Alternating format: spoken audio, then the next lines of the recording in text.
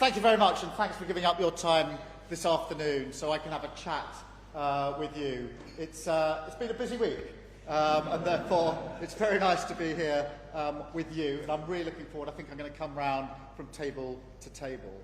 But I wanted to talk to you because I wanted to have the opportunity to say that I know that whatever's going on in the world, and it's volatile out there in the world at the moment, and whatever's going in the turmoil of politics, there's been quite a lot of that going on in the last few days, I know that for you and for millions of people, what matters most is the cost of living. Actually paying the bills, getting through, improving living standards, public services that work. These are the things that matter hugely for people. They're the things that we were charged with changing when we won the election. And I know that's what matters most, from personal experience. When I was growing up, we didn't have enough money to pay our bills. And I know what it feels like to sit around the kitchen table worrying about the fact that you can't make ends meet. And that's what people are doing across the country. And our job is to change that. But I also know it's the most important issue that we must focus on, because I know what I'm fighting for and who I'm fighting for. I've got the most working class cabinet in the history of this country sitting around my cabinet table. And I'm really proud of that. Really proud of what they bring to the table. Their personal journeys to get there. Their experiences. But it is utter nonsense to suggest that that means everybody gets a fair chance in life. Utter nonsense. I feel very strongly about this. I'm in that cabinet as Prime Minister, having come from a working class background, to be Prime Minister of this country. But that's the exception. That is not the rule. Even within my own family, my brother, who died last year, he had difficulties learning when he was growing up. He spent his adult life wandering from job to job in virtual poverty. This system, this political system, didn't work for him. And there are millions of people in the same boat. Children in poverty, young people who don't get the opportunities they deserve, millions of people held back because of a system that doesn't work for them, who are not given the dignity, the respect, the chance that they deserve. And I'm fighting for them. I am their Prime Minister, and this is their government. And I will never give up on that fight. There are some people in recent days who say the Labour government should have a different fight, a fight with itself, instead of a fight for the millions of people who need us to fight for them. And I say to them, I will never walk away from the mandate I was given to change this country. I will never walk away from the people that I am charged with fighting for. And I will never walk away from the country that I love. And that is the country who I truly believe we are. A compassionate, reasonable, live and let live country. A diverse country where given half the chance we'll help each other out. That is who we are as a country, and I want to serve every single part of that country. The country that I love. The fight coming up in politics, the real fight, is not in the Labour Party. It's with the right-wing politics that challenges that. The politics of reform. The politics of divide, divide, divide. Grievance, grievance, grievance. That will tear our country apart. That is the fight that we are in. And I will be in that fight as long as I have breath in my body. Thank you so much for listening to me. I'm now looking forward to a nice cup of tea. Thank you very much.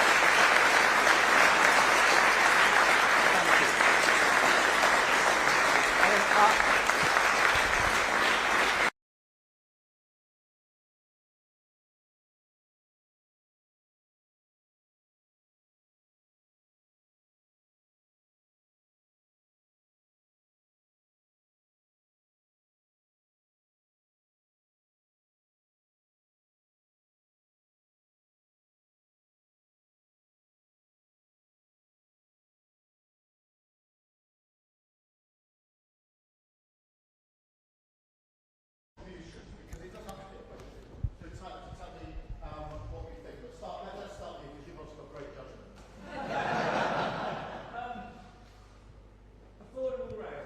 Yeah. We've frozen the rail fares this year. What's next? What's coming forward? Well, so rail, really important, because what we've tried to do is take a number of measures that tackle the cost of living. So measures like energy bills, where we're taking £150 off the bill, free childcare, free school meals, free breakfast clubs. But a lot of people travel, particularly from here, will travel and have season tickets to get to work and back. So what we've done is, for the first time in 30 years, is to freeze rail fares, to keep a cap on them, to make sure that people have more money in their pockets. So that's why we've done what we've done with rail fares. And it's really important these things ladder up. Each one is not a silver bullet, but if you take all of the measures, and of course the minimum wages are going up as well, it means people have more money in their pocket to go back to that central concern of how they make ends meet, how they get on in life. Let's have another question or contribution or comment. Thank you. My question's about energy bills, and this winter I've been pleased to notice that my fuel bill hasn't been as high because it's been damp as it is today, but it hasn't been as cold. So what's the government going to do for us going forward if we have a cold winter ahead next year? Yeah, so really good, because I think for many people, the energy bill is the one at the moment they worry about the most, particularly in the winter period. And so what we're doing is, in April, we're taking £150 off the energy bills for every single household. So £150 off the bill. For those 6 million who are the sort of poorer households in the country, we've already taken 150 off. So for them, there's both elements of this, which is really important.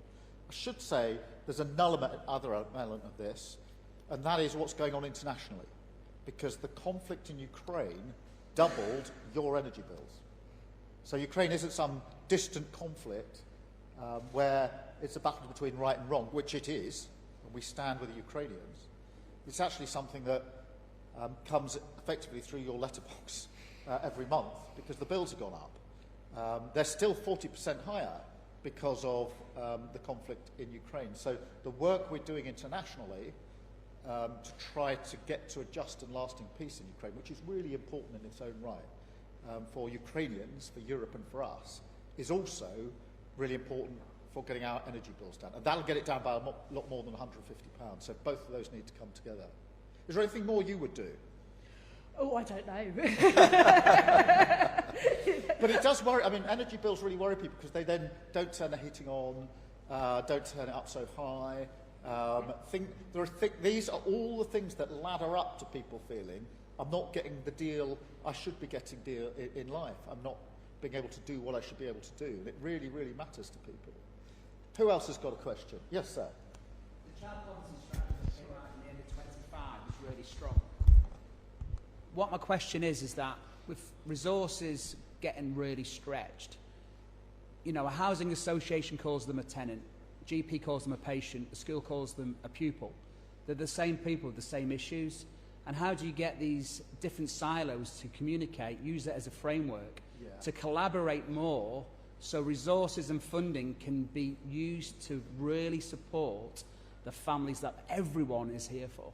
Yeah, hugely important, because in all of these issues, but child poverty is an example of them, there's usually lots of things that need to be dealt with, and they are usually dealt with in slightly different compartments, and we need to bring it together. And doing that, the reason we've got a child poverty strategy is so it can go across the department. So it's not just in one of the silos, it's actually across all the departments. And it all comes together because there's a two-child benefit limit which has dragged hundreds of thousands of children into poverty under the last government, for which they should never be forgiven, frankly.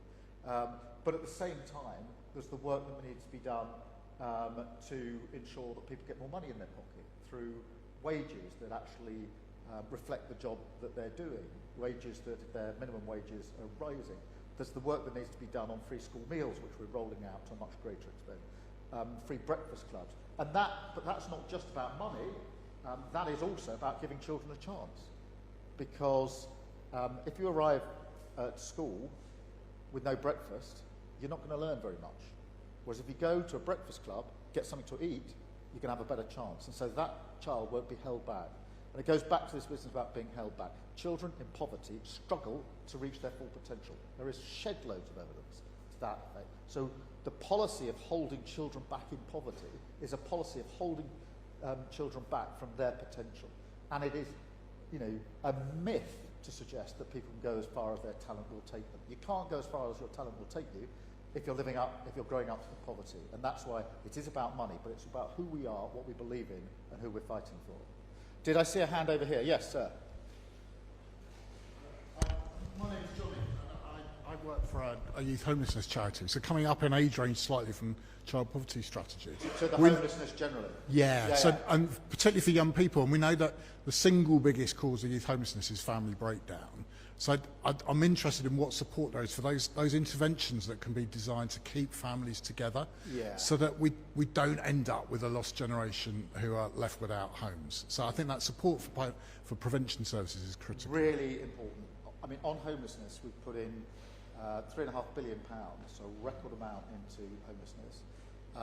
We put in 37 million to help organisations that are helping with homelessness, because they tend to know in their own patch what the best thing to do is.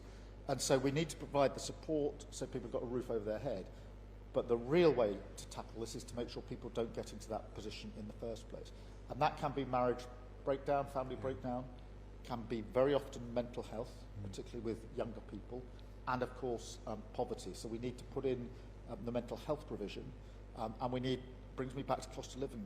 We need to make sure that people have got adequate resource. The other thing that is really important is to get rid of no-fault evictions, which we're doing, because too many people have a roof over their head and then they don't have a roof over their head through no fault of their own. So all these things need to ladder up. Yes, we need to, where people are already homeless, provide the support to get them somewhere to, and it's not just a roof over your head, it is a roof over your head, that really matters, but you will know it's the other support that needs to go in around it. Otherwise it tends to be temporary and relapse rather than actually a root off, but we need to get to grips with the root causes of it as well. Thank you very much. I'm going to have that cup of tea now, if you don't mind.